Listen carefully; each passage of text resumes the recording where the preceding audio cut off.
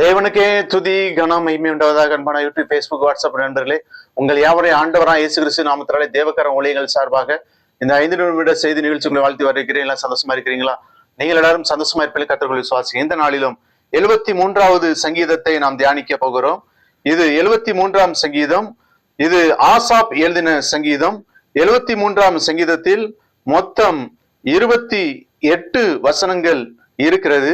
அதாவது சங்கீதம் எடுத்துக்கொண்டால் 1 முதல் 41 சங்கீதம் ஒரு பகுதியும், சங்கீதம் 42 முதல் 72 வரை 2வது பகுதியும், 73ஆம் சங்கீதம் முதல் 83ஆம் சங்கீதம் வரை 3வது பகுதியும், 90ஆம் சங்கீதம் முதல் 106ஆம் சங்கீதம் வரை 4வது பகுதியும், 107ஆம் சங்கீதம் 150ஆம் சங்கீதம் வரை 5வது பகுதியும் பிரிக்கலாம்.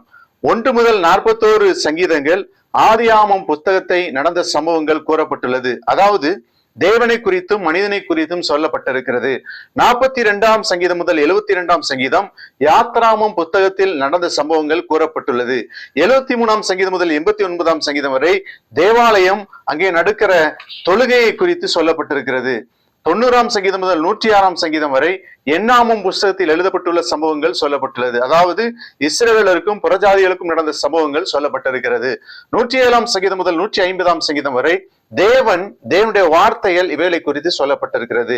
பிரியமானவர்களே, 73ஆம் சங்கீதத்திலே 1 முதல் 12 வசனங்கள் துன்மார்க்கரின் வாழ்வு, செழிப்பு, முடிவு என்று பார்க்கலாம்.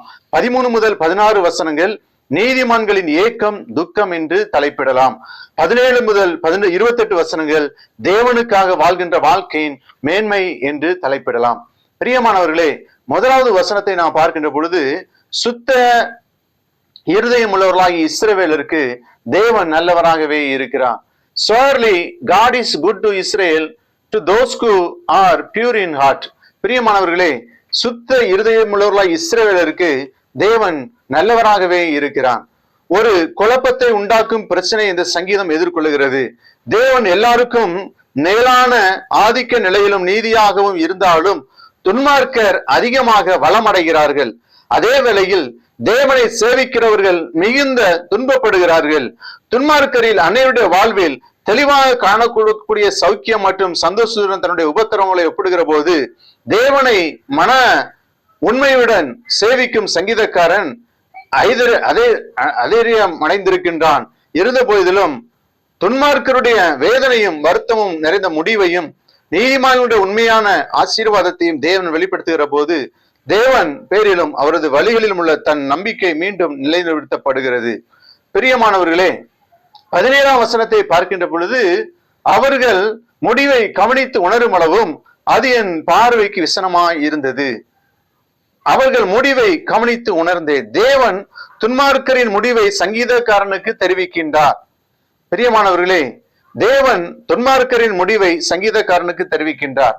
பிரியமானவர்களே, இந்த நாட்களிலே வசனம் சொல்லுகிறது 23ஆம் வசனத்திலே, ஆனாலும் நான் எப்பொழுதும் உம்மோடு இருக்கிறேன், என் வலது கையை பிடித்து தாங்குகிறீர் என்று சொல்லி நாம் பார்க்கின்றோம். ஆனாலும் நான் எப்பொழுதும் உம்மோடு கூட இருக்கிறேன். நாம் எப்பொழுதும், ஆசாப் சொல்லுகிறார், நான் எப்பொழுதும் உம்மோடு கூட இருக்கிறேன். இன்னைக்கு நாம சொல்ல முடியுமா, நான் எப்பொழுதும் ஆண்டவரோடு கூட இருக்கிறேன், நான் எப்பொழுதும் ஆண்டவரில் நிலைத்திருக்கிறேன் என்று சொல்ல முடியுமா? ஆனால் நாம் சொல்ல வேண்டும், நான் எப்பொழுதும் ஆண்டவரோடு கூட இருக்கிறேன், உம்மோடு கூட இருக்கிறேன். உம்மோடு, நோவா தேவனோடு கூட எப்பொழுதும் சஞ்சரித்து கொண்டே இருந்தான் என்று சொல்லி பார்க்கிறோம். நாம் போகும்போதும் நாம் வரும்பொழுதும் ஆண்டவரை துதித்து கொண்டே இருக்க வேண்டும். 28ஆம் சங்கீதத்திலே, எனக்கோ தேவனை அண்டிக் கொண்டிருப்பதே நலம், நான் உமது கிரியைகளில் எல்லாம் சொல்லி வரும்படி கர்த்தராகிய ஆண்டவர் மேல் என் நம்பிக்கையை வைத்திருக்கிறேன். எனக்கோ தேவனை அண்டிக் கொண்டிருப்பதே நலம். நாம் எல்லா சூழ்நிலையிலும் தேவனையே நாடி, தேவனையே தஞ்சம், நீரே என் தஞ்சம் என்று சொல்லி அவருடைய சமூகத்திலே நாம் சரணடையும் பொழுது நாம் நம்முடைய வாழ்க்கையில வெற்றியை பெற முடியும். கர்த்தர் இந்த சங்கீதத்தை ஆசீர்வதி ஜெபிப்போம். அன்பின் ஆண்டவரே, வசனத்தை கேட்ட பிள்ளைகளை ஆசீர்வதியும். இயேசு நாமத்தில் ஜெபிக்கிறோம் நல்ல பிதாவே. Thank you for